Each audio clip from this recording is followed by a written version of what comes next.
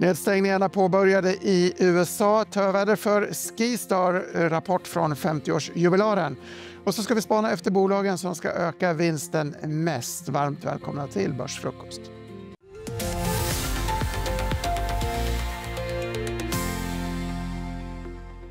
Det är onsdag idag den 1 oktober. Jag sitter här med Elin Wiker. Vi kan summera en månad och ett kvartal som gått mycket starkt, inte minst på Wall Street. Eller hur? Ja, verkligen. Vi har ju sett stora estimatjusteringar uppåt för amerikanska börsen, men också jag är förvånad över september som egentligen brukar vara en ganska svag månad som helt enkelt gick mot strömmen och blev en väldigt stark månad. På bilden ser vi Nasdaq-index i september lyckades också faktiskt åstadkomma en liten höjning igår, alltså sista dagen, trots shutdowns, nedstängningar i den amerikanska offentliga anställda apparaten. Mer om detta i slutet av programmet om vi hinner, men flera intressanta svenska nyheter, bland annat lilla Netel som vinstvarnat, Elin. Ja, det är nedskrivningar i 3 dotterbolag, men det är också då framförallt lägre volymer och försämrade marknadsförhållanden. Man vill ju tro att det här är ett bolag som ska ligga rätt i tiden med ändå en viss del mot infrastruktur och då gräva ner kablar, men tydligen inte. Man noterades ju då 2021 och man är ner över eller runt 80% sedan dess. Efter idag ännu mer, kan även notera att IK som satte Netel på börsen sålde sina sista aktier för strax över 10 kronor här i maj tidigare i år. Vi går vidare till rapportören Skistar som rapporterar lite mjukare siffror än väntat, får vi säga. Det här är ju ett litet kvartal förstås för bolaget, även om man pratar mycket om hur man vill växa sommarsäsongen. Precis. Det här, jag läste någonstans att det står för ungefär 5% utav den totala intjäningen under året. Så det är inte alls ett viktigt kvartal, men framtidssignaler är ju alltid viktiga. Omsättningen var svagare än väntat, men förlusten tyckte jag såg ut som den var något lägre. Man höjer utdelningen från 2,8 kronor till 3 kronor, så att det är kanske ett styrketecken. Bokningsläget såg väl stabilt ut och det är ju ganska gynnsamma kalendereffekter som vi har framför oss. Arbetstagarjul som ligger framför oss. Stefan Sjöstrand, bolagets vd, intervjuades nyligen här i studion på EFN. Kolla in den intervjun på sajt. Jag vill att vi stannar kvar i idrottens och friluftsfrämjandets värld lite grann. Nike rapporterade igår. Den här kursgrafen visar hur bolagets aktie handlades ner ordentligt under april efter Donald Trumps tullutspel. Man har mycket tillverkning i Vietnam. Sen dess har det gått bättre. Hur var rapporten?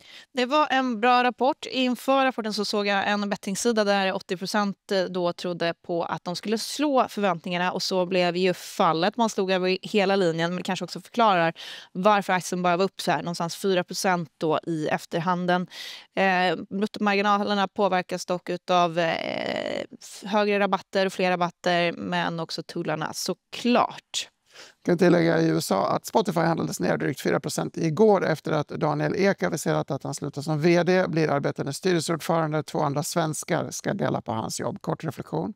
Ja, han går, som han själv sa, från att vara då spelare till att bli tränare. En fin reflektion tycker jag. Vi har fått rätt starkt industri-PMI, alltså inköpschefsindex, stiger från 55,3 till 55,6. Vill du säga något om det? The only way is up. The only way is up. Bästa siffran sedan våren 22 och över snittet som ligger på drygt 54%. Glädjande. Only way is up kanske också Intrums nya vd tycker om framtiden. Han har nämligen köpt aktier för 1 miljon kronor. Här är Intrums kurs förstås också ett haveri som nu är på bättringsvägen, får vi hoppas. Kontraktstillverkaren Note ser ut att kunna bli en stor kursrörelse idag. Man har köpt brittiska bolaget Caston som har koppling till försvarsindustrin. 430 miljoner kronor, indikativt stor börspåverkan väl? Ja, precis. Det ser ut som att aktien ska öppna upp över 10% i alla fall. Det känns ju verkligen i tiden att man köper bolag inom då försvarssektorn. Kanske är helt rätt också om den här då satsningen på försvaret ska pågå under längre tid. Det har också varit tufft i Storbritannien, är min reflektion. Så kanske lossnar nu. Det har det varit. Det var tufft i Danmark också. Danska medicinteknikbolaget Ambu som har rapporterat och har kapitalmarknadsdag idag har justerat sina organiska försäljningsmål till en genomsnittlig takt på 11-13% ökning. Och så har fastighetsbolaget Stenhus som i september la bud på noterade Backaheden kommit fram till en del slutsatser. Elin, kort reflektion från dig där. Jag vet inte om vi kan kalla det för slutsatser. För ett, jag tycker det var otroligt intetsägande. 2, undrar jag vad man betalar för det här då. För slutsatsen från den oberoende budkommittén är ju då att de varken kan rekommendera eller avråda från budet på grund av olika omständigheter. Så lite plus, lite minus, slutar i 0 ungefär. Lite plus och lite minus får vi också nu när Stockholmsbörsen har öppnat. Du nämnde Note som steg kraftigt i den allra tidigaste handeln, upp nu 7,3%. Får vi se som en ganska rejäl ökning. På förlorarsidan förstås Netel, även om vi inte fått något avslut så ser det allmänt rött ut där. Rött ser det också ut på börsen om ni tittar uppe till höger med flera storbolag på minus än på plus. Någonting annat du tycker sticker ut eller? Vi kan väl nämna att Flat Capital också nu investerar i ett bolag som heter Cerberus Systems som verkar vara något AI-infrastrukturbolag, kan vi ju nämna i nyhetsflödet också. Men i övrigt så är inte så mycket kul att det är så positivt både för Ambu och Note, tänker jag spontant.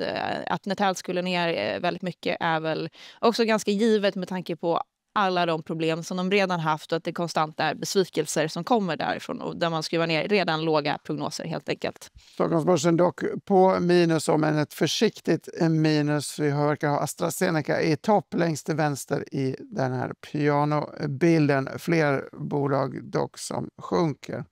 Jag har också en annan rolig nyhet. Det är då att Storytel utser Stefan Wård som ny CFO. Vår då tidigare börslunchgäst. Hoppas att han vill fortsätta komma hit nu när de här nyheterna är ute.